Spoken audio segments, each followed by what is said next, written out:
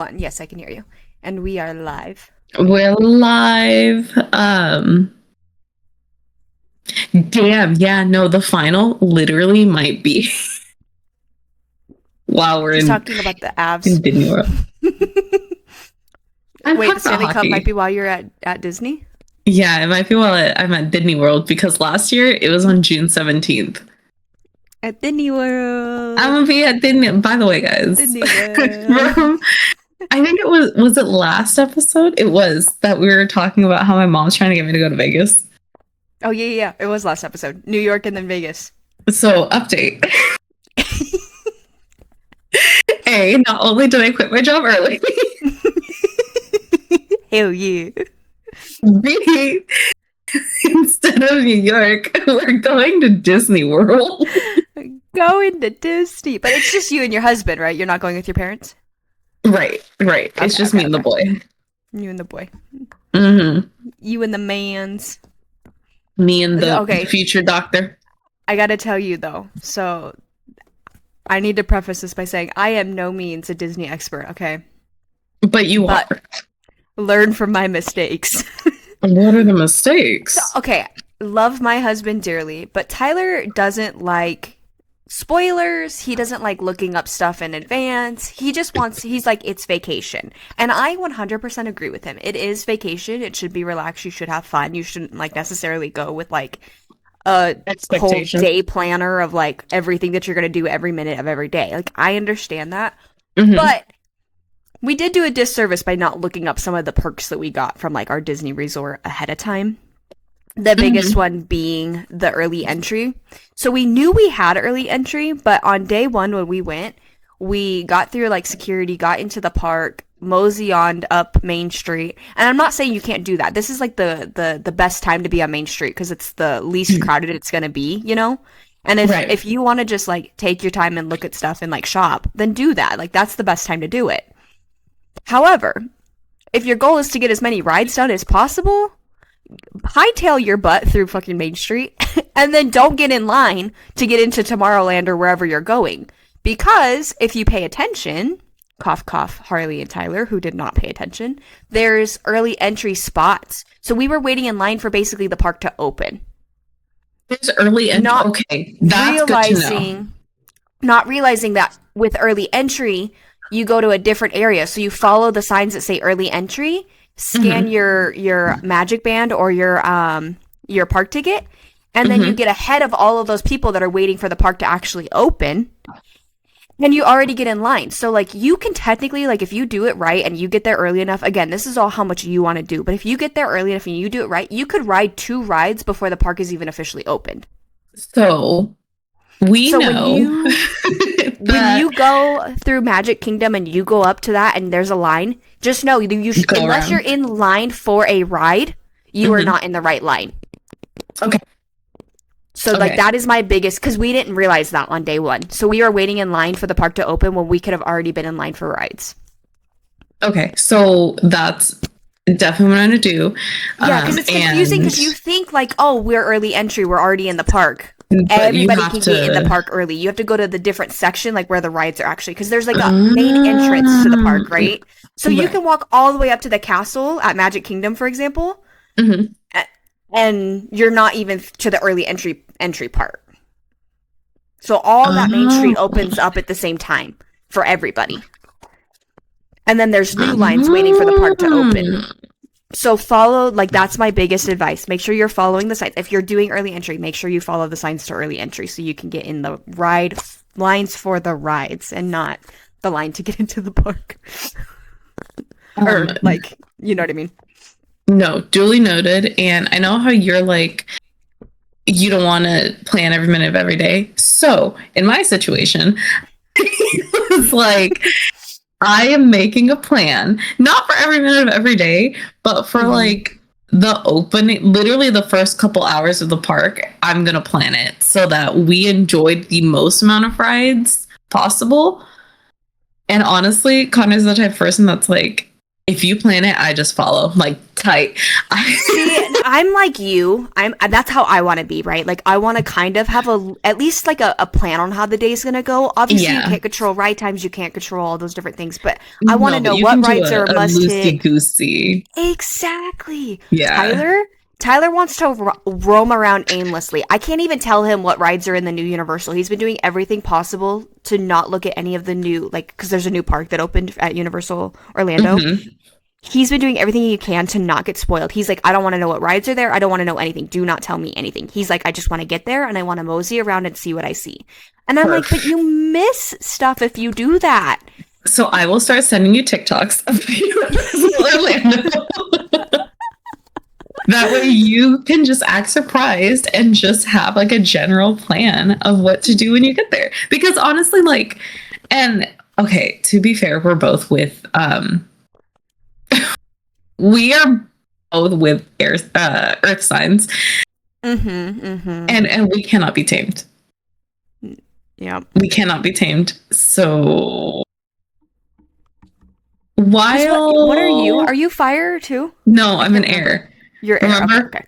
Yeah, I So do both of remember. us together are wildfire. Hence why this is such a shit show all the time. Which is why we cannot get our shit together at all. But we both ended up with earth signs as our better halves, and it's as great as it is because it does keep us grounded. Sometimes it's like I'm just I'm gonna plan it and you just gotta trust me and it's gonna be fine. And that's what we're gonna do. That's how it is with Universal. I was like, I'm not going to spoil anything for you, but we're not just going to mosey go in blind. I've looked everything up. I've been doing my research because I'm like, I want to make sure we ride the must ride rides. Like it just has to happen. Yeah. You spend all of this money. I'm like, we need to do it as best as possible. And I Like get where like you Tyler's coming from. You're on vacation. Let's sleep in. Let's whatever. But I'm like, that early no. entry perk, in my opinion, early is entry perk such is a bonus that you have to take advantage of it when you can have it. yeah, like all of the videos and the TikToks that I've been seeing have said like, hey, if you do the early entry, you can go like you can literally take a nap in the middle of the day and then come back. You literally Like can, that's and the you have best park hoppers. part. So if you finish, like, say you finish Magic Kingdom, maybe it's your We second can time going to Magic Kingdom, you know, because you're there enough days. But yeah. you can go to Magic Kingdom in the morning, ride your must ride again rides, go home or go back to your room, take a little nappy nap, and then go to Hollywood or something. Yeah, that's literally why I plan like the last day to be the oh, let's do the extra rides again, or oh, like I heard Animal Kingdom you can get done kind of quick if you go early. Yeah, because it's the first park to open. It's also the first park to close. Yeah, so the that's animals are early in the morning, I guess. and that's why it's like, oh cool, if we do everything in Animal Kingdom, hell yeah, I'm gonna go back to Star Wars Land and go get the is it blue juice or whatever the fuck it is? I can't remember what it's. Oh, blue milk. Blue milk. Blue milk. Like, I'm hell yeah, not I'll go back kidding. and get some blue milk. Sorry, I'm not joking when I tell you we went to Hollywood so many times. It ended up being our favorite park, and like Tyler just kept. He's like, "Do you want to just go eat dinner at Star Wars Land? Do you just want to go get food at Star Wars Land?" Like we just kept going back there to eat. Like I guarantee you that's how it's gonna be. Or Epcot, because I know, especially since like I'm on that new med, I'm not gonna be able to eat everything at Epcot, and that's fine. We're gonna be going back every day. Genuinely, I recommend you guys share food. Like just share. Oh no, we are. Pick something We are. and share, because if you end up not liking it but Connor likes it, then Connor could eat it. You could get something different. Or if you both end up liking it, you're not then we full just off get that another one serving. thing, and you can get another. You can get something different. You know, like okay, yeah, we both loved the ramen at the Japan Pavilion, but we also really wanted to try the something at Canada, maybe the poutine at Canada. Which, by the way, the poutine is really fucking good. I 10 out of 10 recommend it. And especially for me living for a year so close to Canada and I never got actual poutine, it's kind of criminal. I feel like I have to try it. And I've heard when Canadians go to the Canada Pavilion, they say like it's actually really like close to what it would be like if you got it in Canada. So it's Perfect. supposedly really good. Like I don't think it's necessarily the best, but it's very close, from what I understood. And I'll take that. And remember what I told you about Mexico. If you are going to get a drink, it needs it from Mexico. Like if your heart is set on getting a margarita from Mexico, I'm getting that a needs to margarita be from the Mexico. last thing you do before you go home. Do not start your day drinking in Mexico. You will be in that pond. And that's fine. If that is how I go, then so be it. Then so be it. Because, I definitely am a like start in Mexico and work your way around. I don't think you should start in Canada. That's personal opinion. uh-huh. But I think you start in Mexico and you end in Mexico and then you go home. And if that isn't the story of my life.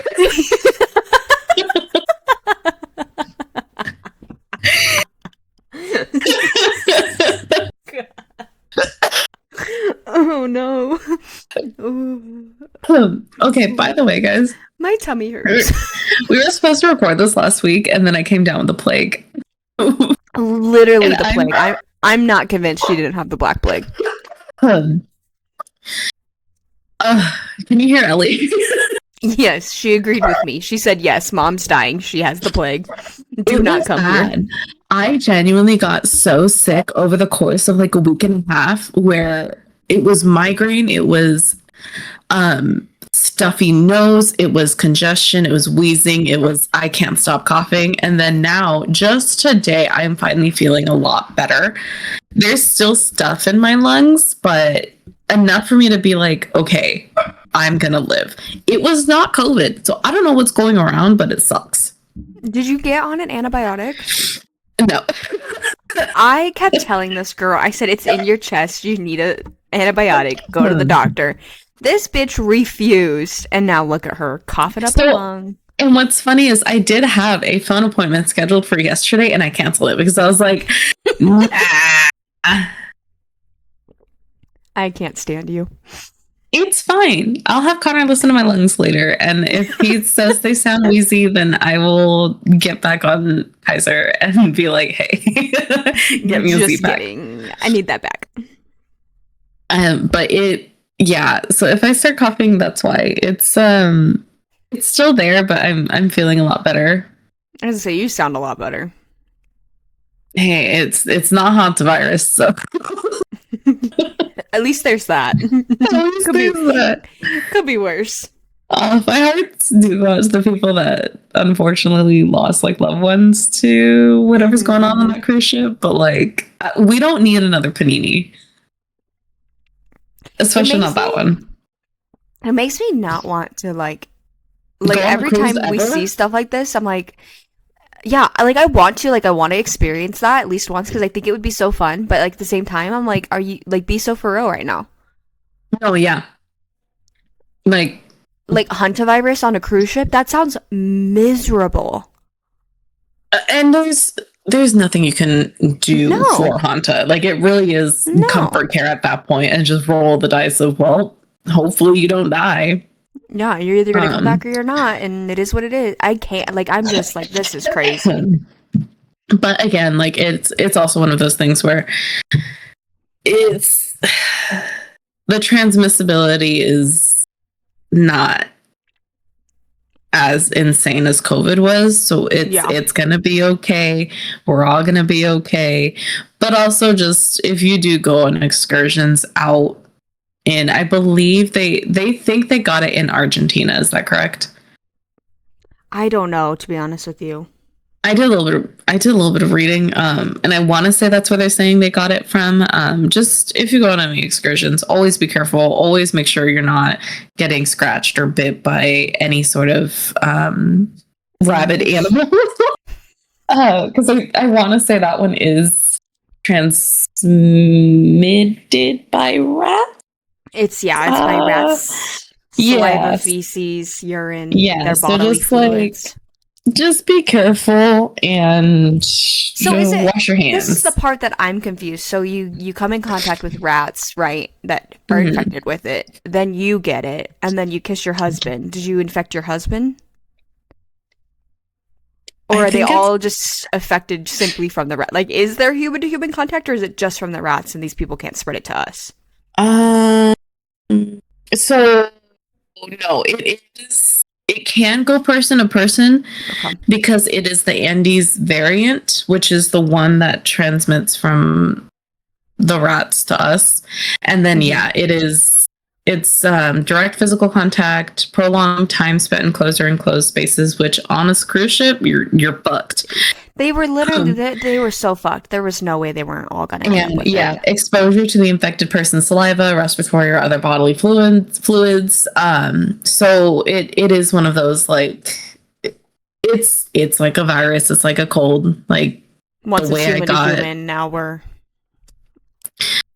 yeah, but it's again, it's one of those that like you have to spend a lot of time. Like it's not just if you're in the same area for like a minute, if you pass by, it's not gonna transfer over um COVID was. the way COVID was, where it was it was droplet spread. Yeah. Um this one is very like you have to be close and you gotta swallow their spit. Like you have We to gotta be have making out, buddy. yeah, which is why it was the husband and wife. Like I think it's just been couples, right? Yeah. Yeah, so that's why that happened that way. And I think maybe one other crew member who I think was handling something. So I don't know, but it's not. We gonna be okay. We gonna be okay. The people that Every got off the little ship thing is is gonna be gonna be alright. okay. I mean, I kind of wish it was a cooler virus and not one that like ends in permadeath, but one kind of like in Dead Until Dark that turns people into vampires. That was a great transition. That was well done. How beautiful was that? Round of applause. Round of applause. Thank you, thank you. I'm here 7 days a week. Try the veal. I was like, where is she going with this? Because I can't think of any virus that would be considered quote unquote cool. And then you hit us with the like Dead Until Dark, and I'm like, oh yeah, that would be cool shit. I would not be mad if I got a fucking vampire virus. Let's go.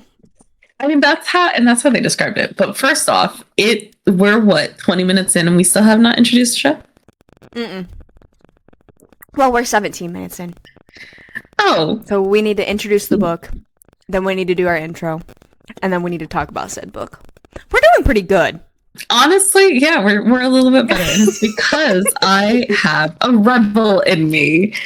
Uh, by the way, I also just found out that I'm not moving back to Michigan. We're staying in California. I'm so excited, which means I am now still going to forever remain only 5 minutes away from the closest Dutch brothers.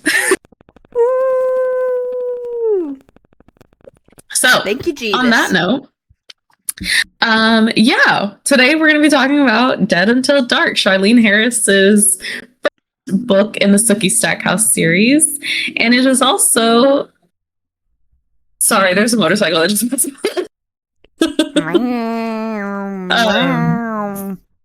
It is also the book series that most famously started I don't know if you heard about the show, a nice little HBO show called True Blood. True Blood.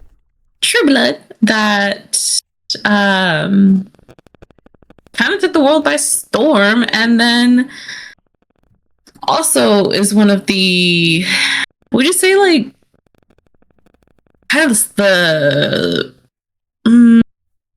maybe like the mid fervor ancient texts of vampire phenomena, the vampire fever that took over. I mean, it was definitely kept going with Twilight. Yeah, I mean, it was definitely a huge part of it.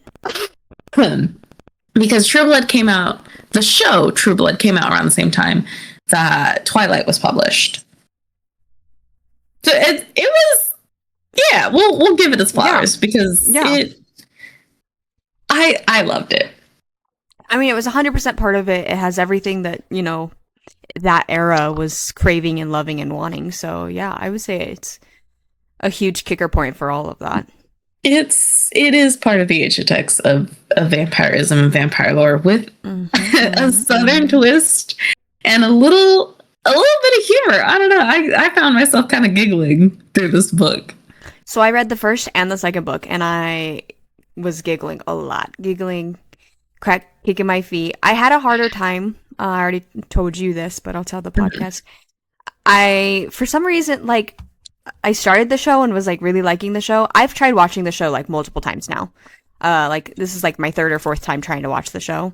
Mm-hmm. And but again, I'm back out of it. I didn't even make it to the second season, so that is where we differ because I think you love the show and you're still actively currently watching through. I am. Yeah, I am currently on season 4 of True Blood, and I am loving it. It is wild coconut bananas. As from what I heard, because I haven't finished the Charlene Harris series. I really want to after finishing this first book. I haven't finished the second book yet, but I think I'm going to finish out the series because it's good. And from what people were saying, it does kind of branch off. Like there are some characters in the show that take more precedent than characters in the book.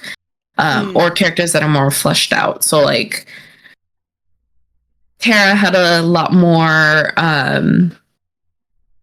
she had a lot more screen time in the show than she does in the book. Same with like Eric Northman, Sam too. Like there's way more meat and potatoes for the show, which obviously you kind of have to because you're catering to a large audience. And this book, it's only 300 pages. It's a quick read.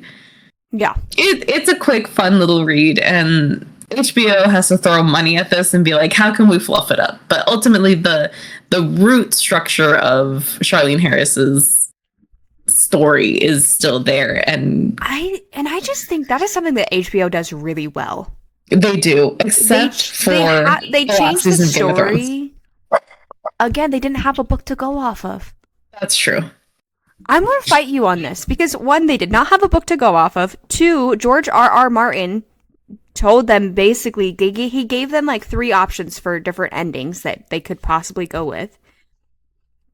And they picked the one that made the best sense for them, for what they had going on. So it's really not HBO's fault with the last season of Game of Thrones. I really don't think it's their fault. I'll give you that, but they could have at least made it less dark. Let me see the battle, damn it. But I think HBO does a really good job of like sticking to the story, but making it entertaining enough that it actually can be a TV show or a movie. Yeah, and they do. They really did. I know, again, like, this is where our figure 8 veers off. We both loved the book. For some reason, the show just isn't your cup of tea, but it is mine, and I love it. I mainly love it because of the accents. The accents send me over the fucking wall. I am laughing, screaming, and the book, if you listen to the audiobook, the narrator uses a southern accent. It's perfect. I did love the audiobooks. I thought the audiobook was so hilarious, so good with the accents. My problem, I think, with the show is, for some reason, it is like it's very cringy for me. It's early oddies. It is 2008. It is just as cringy as Twilight. No, I agree. It's 100% just as cringy as Twilight, but it's like, I get secondhand embarrassment, and it like makes me feel uncomfortable watching them look at each other like that. And I feel like it probably would get better like season 2, season 3. I just haven't been able to get that far. That's fair, because it does get a little bit better. And then you find out that Sookie and Bill their actors are married with kids in real life, and it's like, oh, that's cute. I didn't know that. Oh, yeah, Anna Paquin, and I can't remember his name for the life of me. Whatever the fuck his name is. What's his name? I don't know. I know him as Stephen Moyer. Stephen Moyer. They are married with kids in real life, and it's really fucking cute. And that's why, like, it's cute. The chemistry that they have in season 1, and where you're like, oh, like, why are they looking at each other like that? They made babies. They made babies. They made babies. And Anna Paquin, she is Sookie Stackhouse through and through. Like, Oh, yes, she embodies the character she perfectly. embodies Sookie Stackhouse. I love her to pieces. She can do no wrong. Fuck Bill though. Bill is so fucking annoying and he sucks. I I don't agree. like I don't like Beale. Beale I can Compton. I can see that because there's even in the books like there's some things that he does that I'm just like, Suki. Maybe we just like no. Maybe we just He say bye to Bill. The amount of times that mofo wanted her on him is crazy. Like, dude, get off of her. Get off. Get off. Just because you can't have no babies doesn't mean that you have to keep practicing. We done here, buddy. We need to run the Like, intro. oh.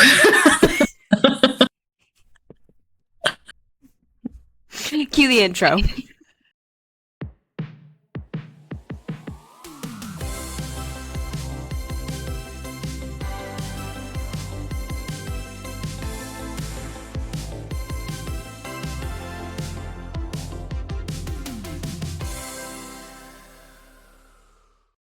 Okay, we're back. Jesus Christ. I'm like, we're 25 minutes in, and I just realized we haven't done the intro again. Anyway. Anyways. I'm one of your hosts, Scotty. I'm your other host, Harley. And welcome back to Hot Takes and Paperbacks, the show that brings you the hottest of takes and the most outrageous, insane paperback books that we can find. This one I wouldn't say is very, well, no. Maybe it's partly insane just because we have fucking vampire Elvis as a character. That was my favorite. When he had her being watched by Vampire Elvis, I was like, who is this supposed to be? I text you, instantly respond, Elvis. I'm like, oh, okay, now I get it. I don't know how you didn't clock that. I think I was trying to think of like a country artist. The man from Memphis? Yeah, Memphis, Tennessee, country. I was thinking country. I really was thinking country. I didn't know You didn't Elvis think was old from. school rock and roll? I guess I didn't know where Elvis was from. I didn't realize Elvis was from Memphis. Girl. Girl. Graceland is there. I'm sorry. We're literally okay. We're literally going to Tennessee for this bitch's birthday next year. Yeah, and we're going to Dolly Parton land, which is Dolly Parton, which is country music. And we are going to Dolly World, huh? At least that's what everybody said they wanted to do. Okay, well, we're also going to play a little bit Elvis because listen, the king of Vegas is a vampire in this book, and he goes by Bubba. And what did Bill say? He's as dumb as a tree bark. Or Yeah, it was something like that. Like, and he's like, don't call him Elvis. Do not. Well, he didn't say Elvis. Don't call him by his name. Like, it's a whole thing. Which I have to say, He that likes whole to eat interaction. cats. He does like to eat cats and dogs. Oh yeah, and dogs. The way, okay, so the book is Dead Until Dawn, or Dead Until Dark, and it's the first book in the Sookie Stackhouse series. I think it's a total of 10 books. 9 books, one of those. It's by Charlene Harris. It was initially published in 2001, which is whenever you're reading it, there's some aspects of it that kind of dates the book a little bit. Not too much. Yeah, I don't think it was too bad. But enough for you to be like, oh, yeah, this is early oddies. Especially with her looking for a fucking phone.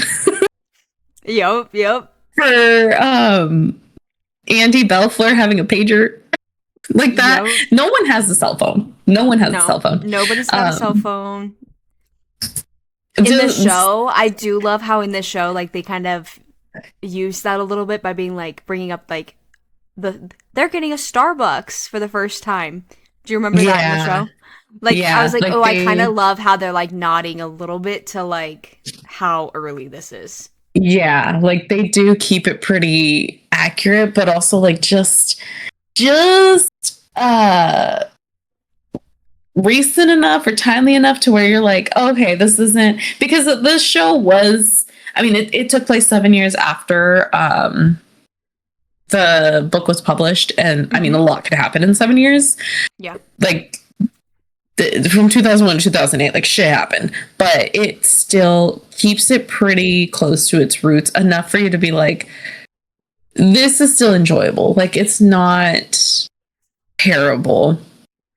It still feels pretty timeless. Some of those situations that were going on were hilarious. And just, I don't know, I love the way Charlene Harris writes, because she's descriptive but not overly descriptive. It's easy, it's digestible, it's easy breezy beautiful cover girl. And her take on the whole vampirism is hilarious. And our two main characters, we have Sookie Stackhouse, who is a telepathic, yeah. A telepathic waitress at a bar called Merlotte's in tiny little town Louisiana, Bon Tom. It's spelled BON space TEMPS, so it looks like Bon Temps, but it's Bon Tom. Because it's French, because it's Louisiana. Bon Ton, Louisiana. And it's supposed to be like not far away from Shreveport, which is an actual Louisiana town, and it's fucking perfect. It's hilarious. Then you have our main character, Vampire Bill, Bill Compton, who Vampire Bill was born and raised in Bon Ton and was a Confederate soldier.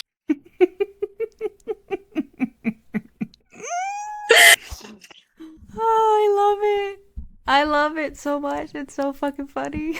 Honestly, like that's how you write a Confederate soldier, not what a diaspora was. That is how you write a Confederate soldier. I also love the fact that they have the Glorious Dead group. The descendants of the Glorious Dead. So Sookie's grandmother, Sookie's grandma, who is a peach. Like it's hilarious. I mean, it's so of the time, but it's just like it's done beautifully. Like it's not offensive. It's not like we have our first openly gay character in this book. Lafayette.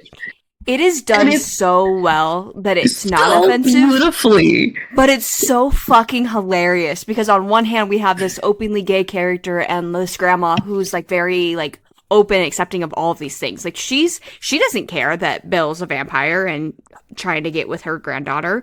And like the sheriff's like, does your grandma know you're hanging out with that vampire, Sookie? And she's like, why don't you call her and find out?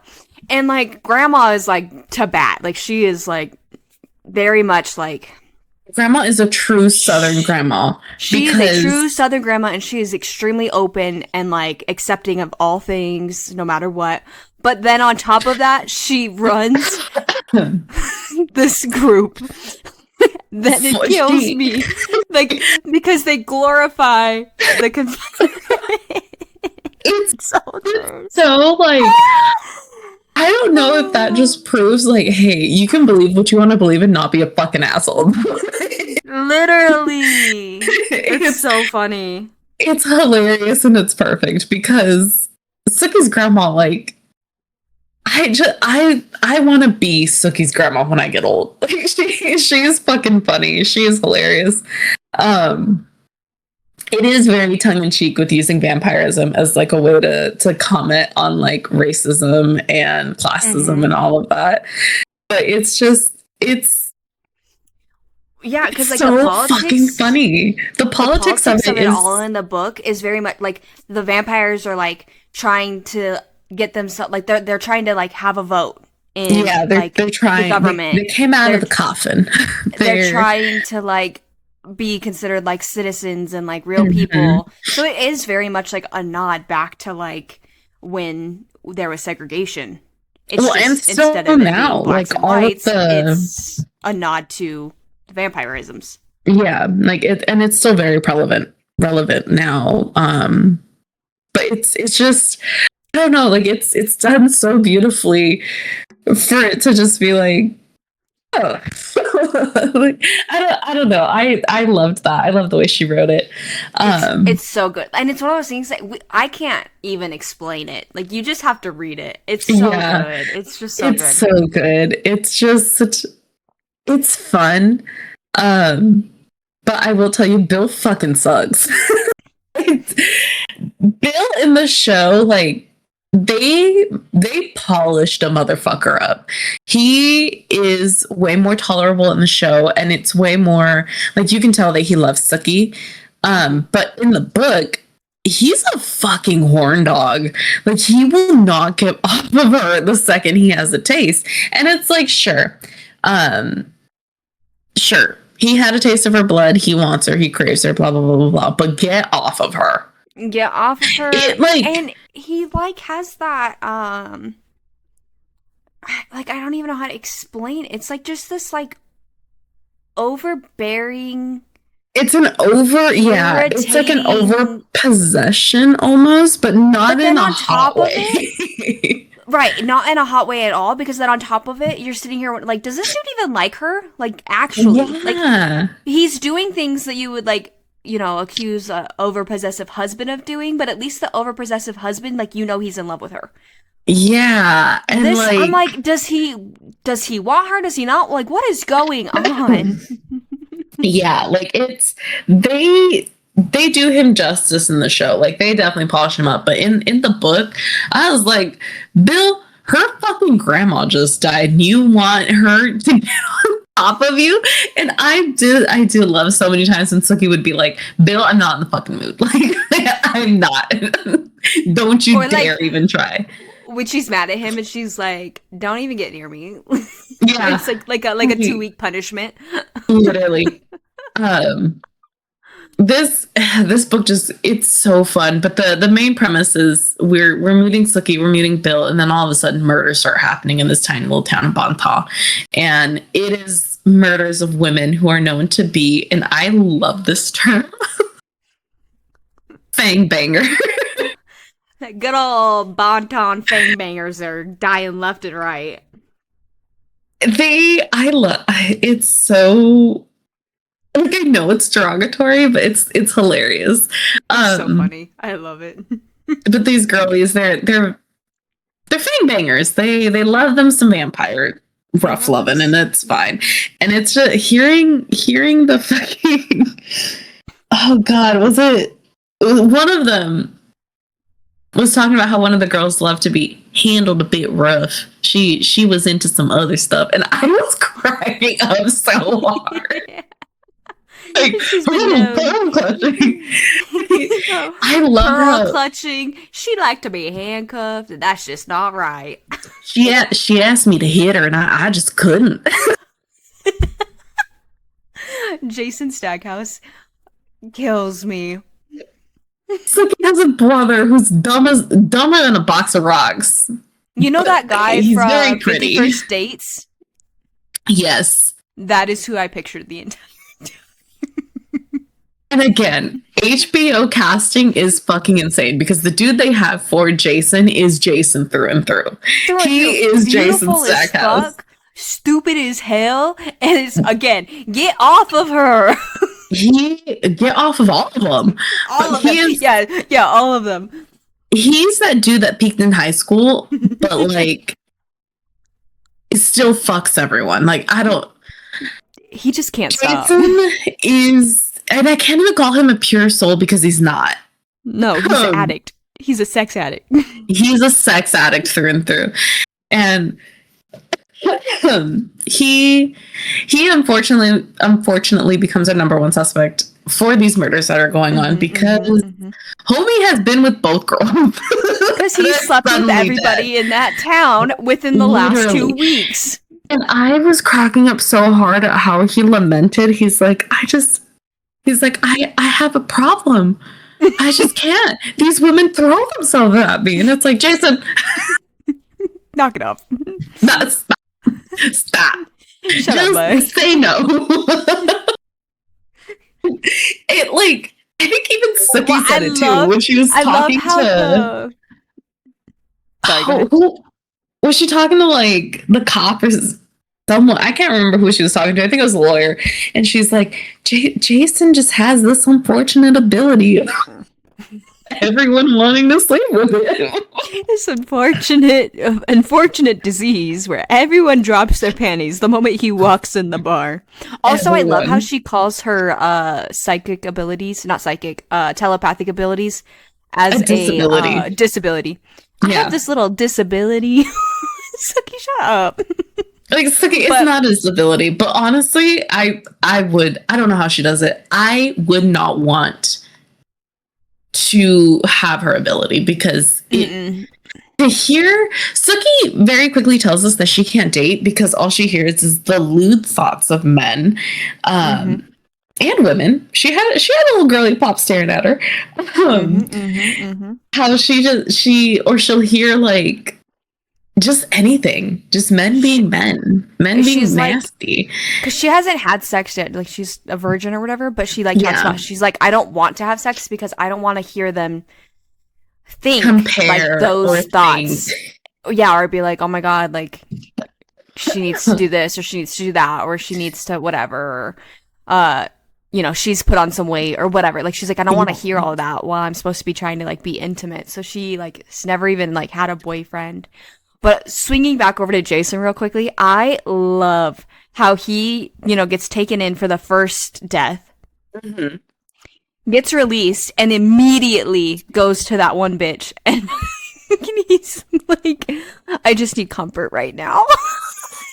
And in the TV show, he like sticks his face in her dick. Because Jason literally gets released after being questioned for fucking murder, and he goes over to, is it Dawn? Yes, Dawn. He goes to Dawn's house. Yeah, he goes to Dawn's house, and Dawn and Jason have a very on again, off again, tumultuous. Thank you, relationship, and he's like, they think I'm a suspect, and I just need comfort, and he's full face first into her tits, and she's like, Jason, you really gotta go, and then all of a sudden they're fucking, they're banging, they be banging, but it's like, don't go to grandma, don't go to your sister, no, we're gonna go to Dawn's house. We're gonna go to Dawn and her tits, and honestly can't blame him. Dawn had nice tits. She did have nice tits. But I'm like, you know what, I get why I get why Bill was like, hey, let me comfort you with my dick. And then that also makes me think, Charlene, do you need a hug?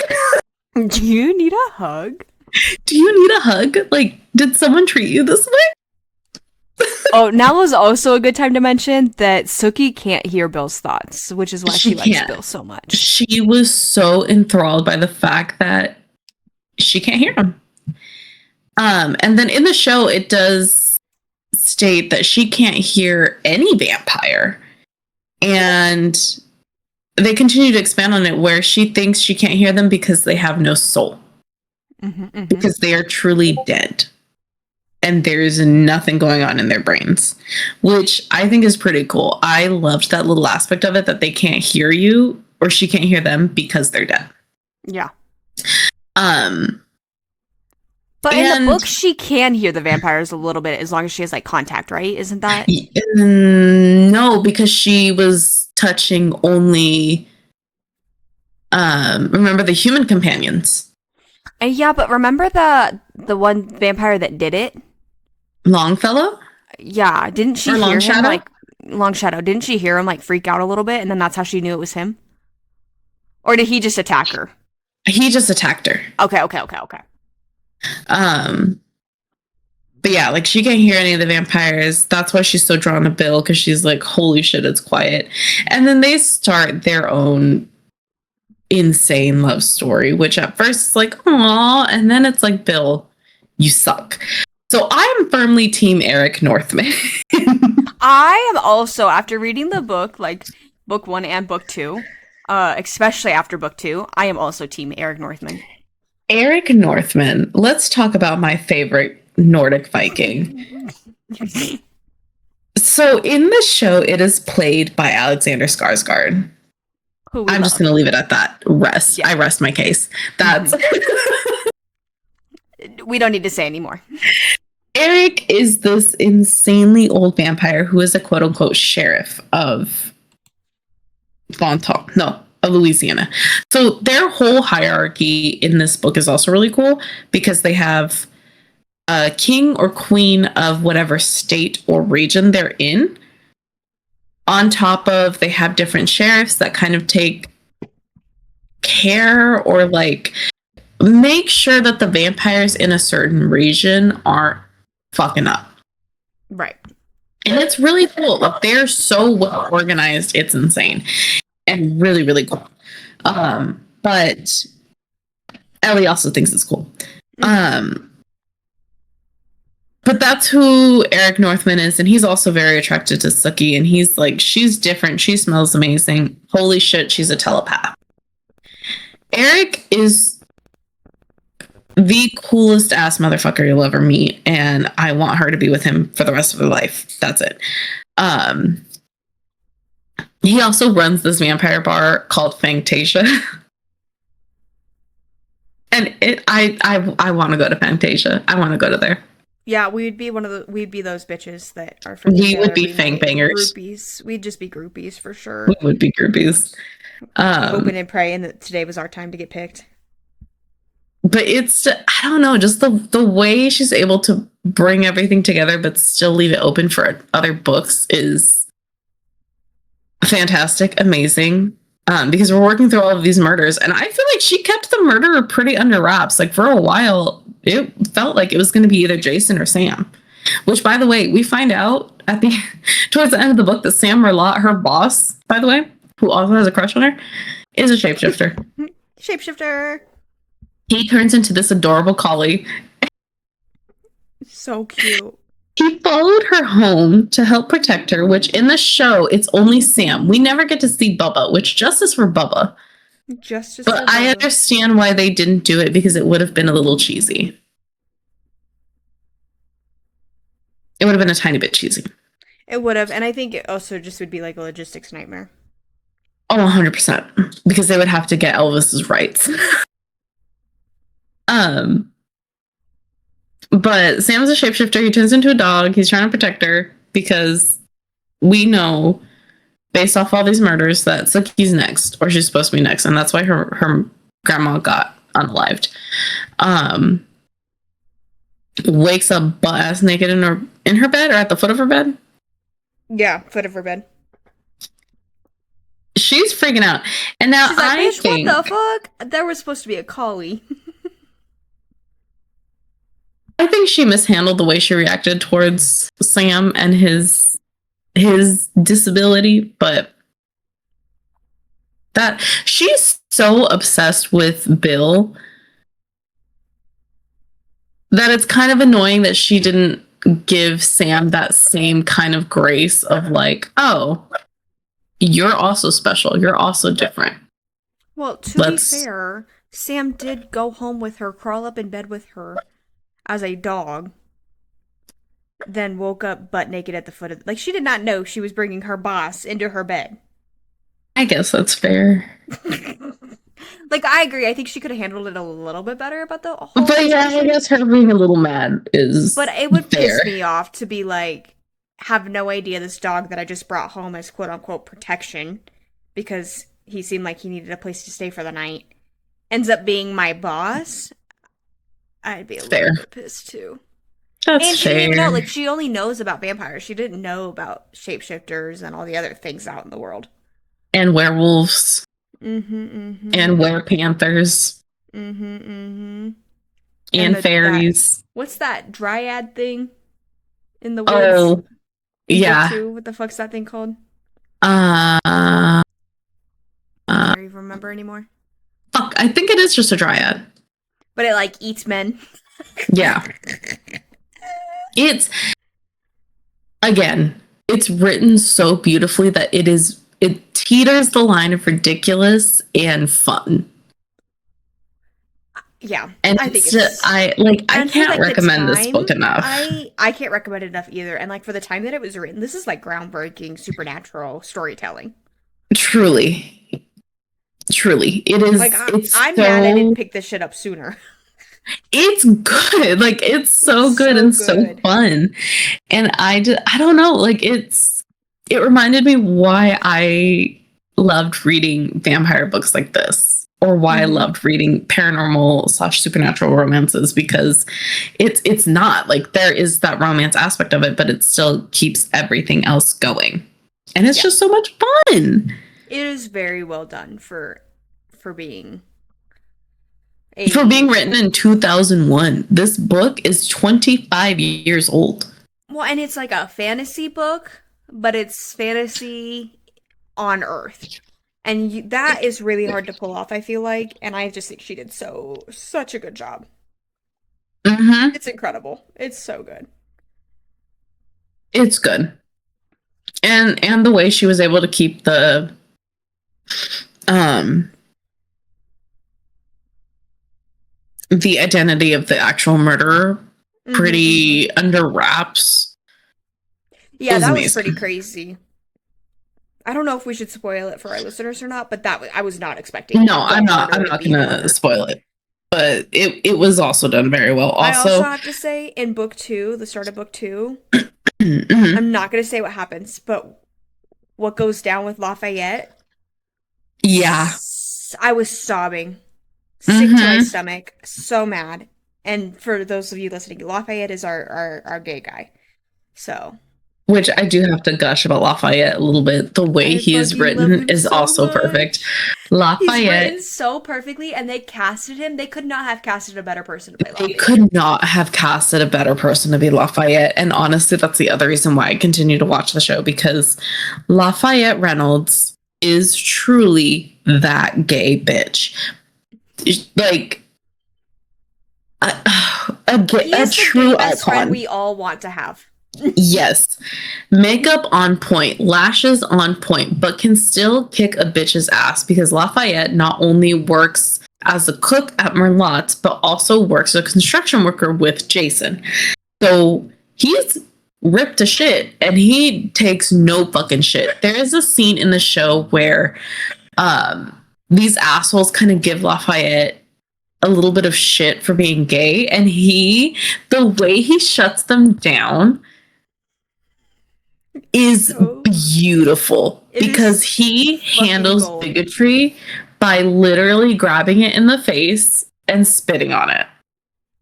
Like, It's the oh my best. god, just the way he made a burger, went out, handed it to the dude being a bigot, and was like, he's like, if you want a burger with AIDS, or without AIDS, just ask. I want a burger without AIDS. And then he grabs the top of the burger, licks it, drops it, and spills the drink on the dude. And honestly, that's the way to do it.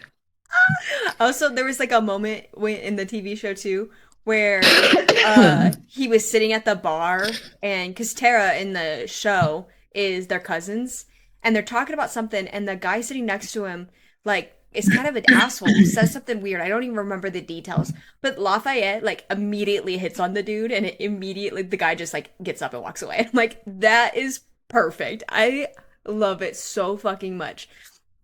He's and rest in peace to that actor, because Lafayette, he is gone too soon. He was beautiful. He was perfect. Oh, the actor that plays Lafayette is like past IRL in real life. Yeah, he passed a Oh, while I didn't know ago. that. Nelson Ellis, yeah, he passed away in 2017.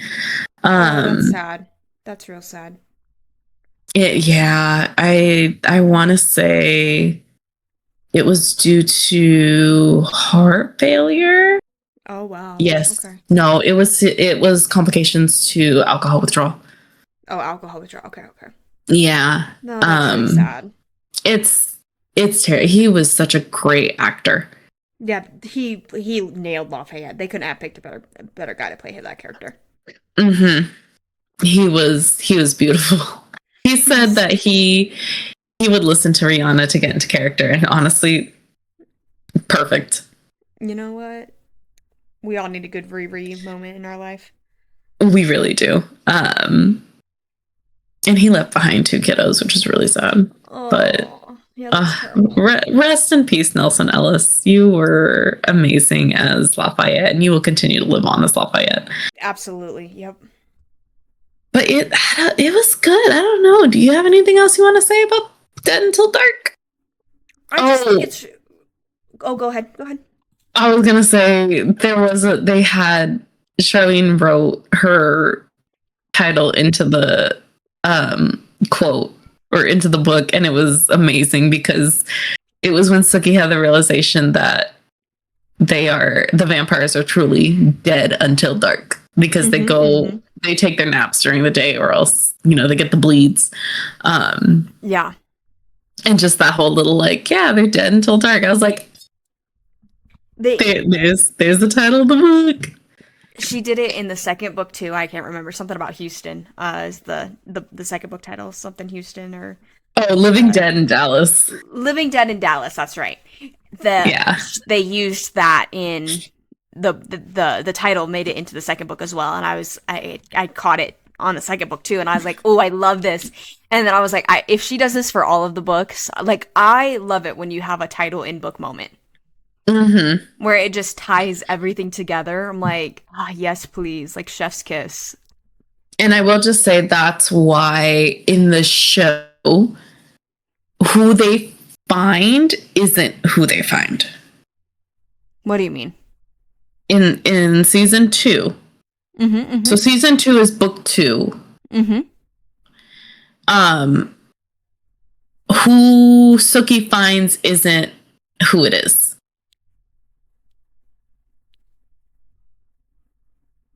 Does that make sense? I guess I don't know what you mean. Okay, we'll bleep this out. Hold on. Lafayette isn't. Can we take a pause for a second so that way I know to cut this? Yeah. Okay, go.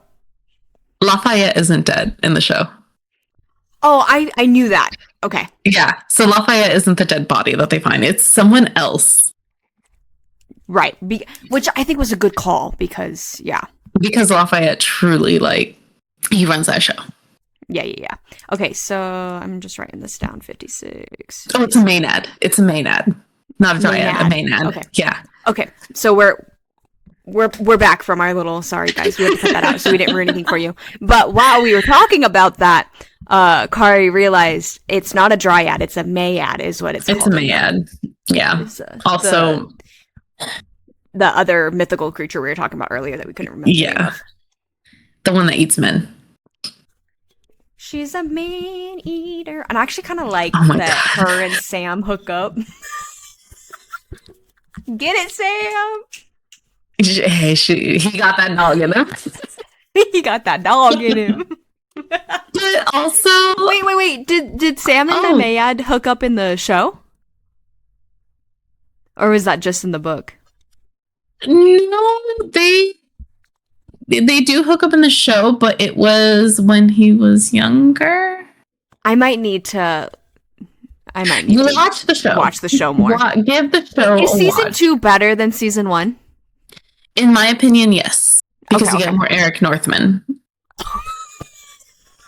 Okay, done. Done deal. We also get Alcide Hevro. I don't know who that is. Hevro? Oh, the werewolf. We meet the werewolves. I think maybe it's season 3. Well, and my dad told me, because my dad and my mom watched the show, when it was coming out. Obviously, I was a little bit younger, and I just remember my parents being like, okay, time for bed. Yeah. And I remember seeing parts of the show as a kid, so it wasn't like my parents completely, wouldn't watch it if we were around type of a deal, because I know I'd seen parts of it, but for the most part, they kind of sent us off to bed. But my dad asked me when I was telling him that I was rewatching it, he's like, have you got to the part with the werewolves yet? And I said, no. And he's like, oh, that's the best part. So I should just keep watching, at least get to that part. Yeah, definitely, because I do like the werewolf part. Yeah, he said that the werewolf is sick as fuck. Because they're actual wolves. It's actually pretty neat. We do have a werewolf moment. I have to pause for 2 seconds. Okay.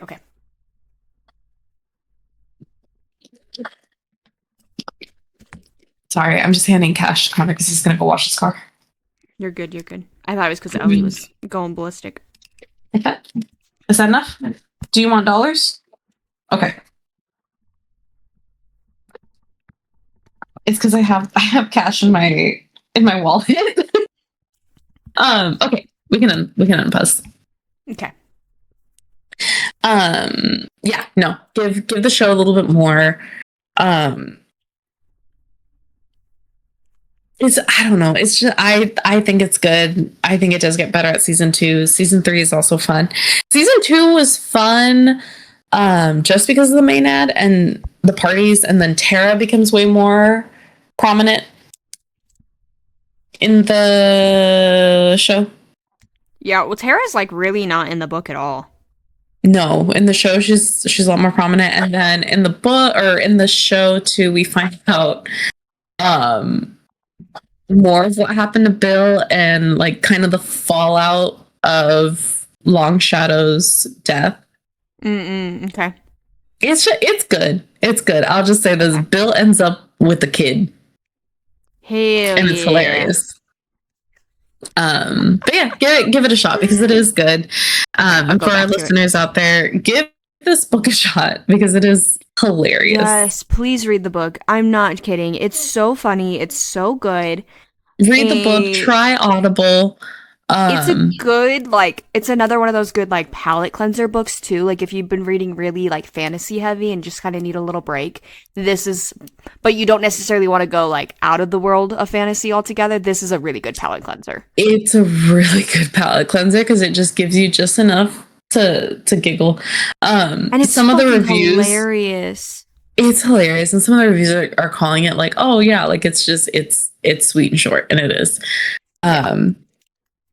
You will hate Bill because Bill does suck. Get Yeah, it? Bill He sucks. sucks because he's a Bill vampire. sucks. Bill sucks for real. Terry Belfleur needs to be cherished and protected at all costs. And Lafayette Reynolds. I love Lafayette. Lafayette is the best. He's seriously Lafayette so good. is truly the best. And fuck Arlene. Really? Arlene is like that fake friend bitch that only uses you just to babysit her kids. Yeah, that's true. I could see that.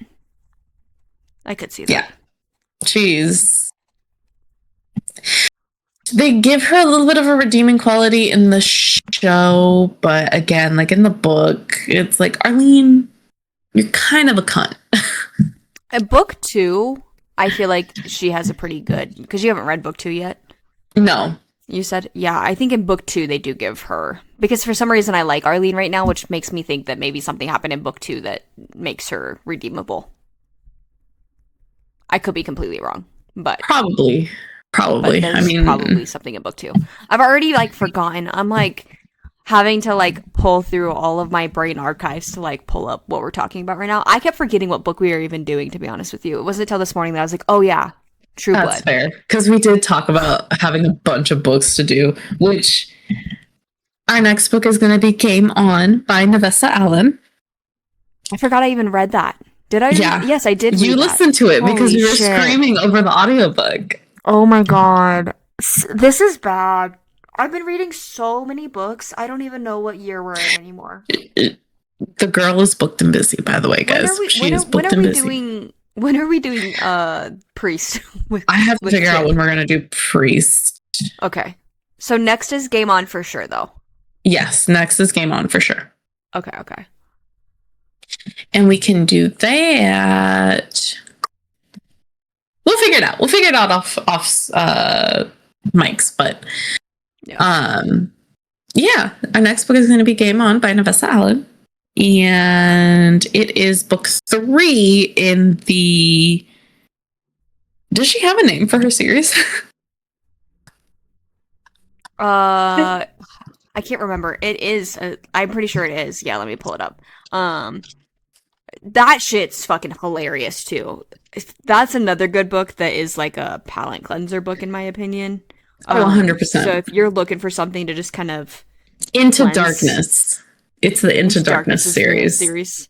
So it's Game On, and like book 1 Which was is Lights Out, and then Caught Up, and then Game On. Game On was so good. And at first when I found out it was Tyler's story, I was like, oh, gross. No. No, it's good. So worth it. So freaking worth it. I love it so much. I can't wait to talk And about it's that actually. hilarious because when you look at the books, the covers look kind of scary and kind of daunting, and then you start reading it and you're like, oh, they're a bunch of dorks. It's so fucking funny. It's so good. I love it. It has me cracking up every fucking time. Vanessa Allen has done a really good job with this series. I'm so excited that they're making it. Is it a show or is it a movie? I think it's a show. I think it's a show too, because I know, Which, oh, it's Brianne Weaver that's getting her Butcher and Blackbird made into a movie. a movie, yeah. Which makes sense Yeah. for that, I think. Yeah. But I think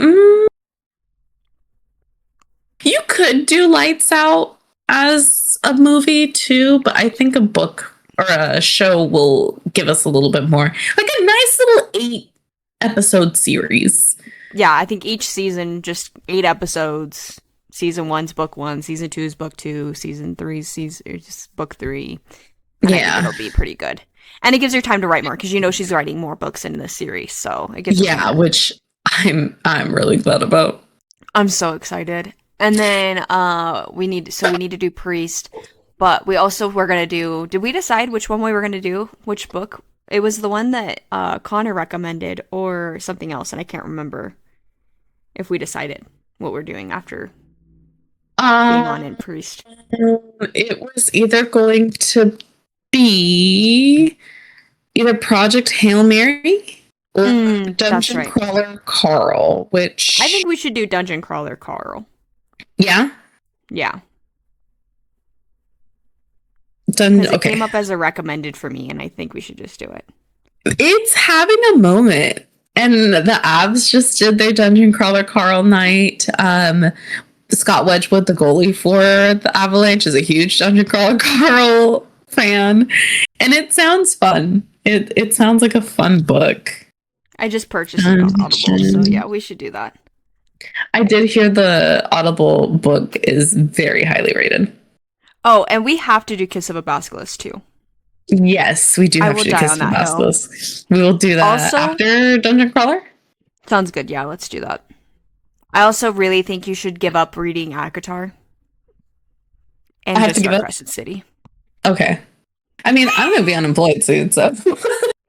Because I'm reading Crescent City again right now, and like I told you, my dad he read the first book of Throne of Glass, hated it. Fought through Akatar. He read all of them, he fought through it, but he's just like, it's fine, but it's no good. Read Crescent City and is mad at me that I didn't start him at Crescent City. So I'm like, you know what? I'm just gonna have to read Crescent City. It's so, and I'm listening to it again, and I'm like, I forgot how fucking funny this shit is. It's so good. You have to just do it. And then if you still don't like it, then I'll just give up on you. I have a feeling. As far as Sarah J. Maas goes. No, I have a feeling Crescent City might vibe with me better. I think it will too. I really do. I think that's gonna be the one that's gonna make you be like, okay, I can do this. I can see where this is, you know. Also, I just want to read the premise of Dungeon Crawler Carl. It is a sci-fi lit RPG book series written by Matt Dinneman. It follows Carl and his ex-girlfriend's cat, Princess Donut. Two of the few survivors of the mining, transporting, processing, and consumption of Earth's resources by an alien corporation. They are forced to compete in a dungeon crawl recreated from those resources for an intergalactic reality show program. Great. Carl is a U.S. Coast Guard veteran, and Princess Donut, his ex-girlfriend's cat, are forced to enter the World Dungeon, 18-level dungeon crawl, borrowing ideas from tabletop role-playing and video games reconstructed from the Earth's resources. That's hilarious. I think this is going to be so good. I think this is going to be fun. Among the gear Carl earns for entering the dungeon is an enchanted pet biscuit. Donut eats it and becomes sapient, able to talk and use magic. Her high intelligence and charm make her the leader of the group, the Royal Court of Princess Donut. Oh, hell yes! So this is like, correct me if I'm wrong, but this is like somebody's World of Warcraft or Dungeons and Dragons role playing thing that just got turned into a book, right? No, he wrote it. Okay. But is it's got to be based off of like a Dungeons and Dragons or something. I mean, it says he just apparently he made a living going to cat shows. Um, he drew upon his experience playing MMOs such as RuneScape and just wrote the Okay. novel. Okay, I could see it being from RuneScape or having like a not Yeah, like so RuneScape what's the word? Having some he kind of thing on it. yeah, and it said he couldn't do when COVID hit, cat shows were canceled, so he switched to writing full time and used Amazon for self-publishing. You hear that, guys? And now he has a fucking Or an book. amazing 6-part series that is getting its own theme nights that is hitting the charts, flying off the charts. If they can do it, anyone can do it. If he can do it, I can do it. You Which can do reminds it. me, I need to get back Write into my that book. freaking writing. Let's do it. Amazon KDP, Self-published. here we come. He has sold over 6 million copies. Oh my god, that's There are plans for a crazy. TV adaptation, graphic novels, a card game, and a tabletop game. Listen, 6 million. Like, think about that. Even if you only got $1 per book, right? Which you get, well, you know they get more than that. But let's just say you got $1 per book. This man is a millionaire. write 6 million book. copies from COVID Write to that now. book. Write So that within book. 5 years, He is a millionaire. that is insane. Yeah, He write the went book. from drawing cats to a millionaire. Write that book. Write the book. Just do Write it. the book. Just do it. Speaking of which, I went to a Fourth Wing night with the Colorado Rockies with my parents. Mhm. Saw Rebecca Yaros at the Q&A, and you know what she said? She said if you just write a page a night, you'll be done in a year. See, A page a night. That's all you got to do. 1 page a night. 1 page a night. Oh, don't worry, I'll bug you every day. Also, did you know that for Fourth Wing, so Rebecca Yaros had to present Red Tower, which is her publisher, with 5 concepts for a fantasy novel? No. And she only came up with 4. The night before she had to go and give her presentation on her 5 concepts, she came up with Fourth Wing. Literally the night before. And if that doesn't prove that procrastination truly is the way to go. Procrastination, really. It'll do a number for you. Not crazy. Then I don't know what does. That's insane. Well, We got this shit. on that note, I give Dead Until Dark 5 Ellie Barks. 5 Ellie Barks, is that what you said? 5 Ellie Barks, because you not hear her losing her to goddamn mind. I hear it in the background. I give Dead Until Dark 4.65 Ellie Barks. 5.65? 4.65. Just Is it shy of because- the 5 stars.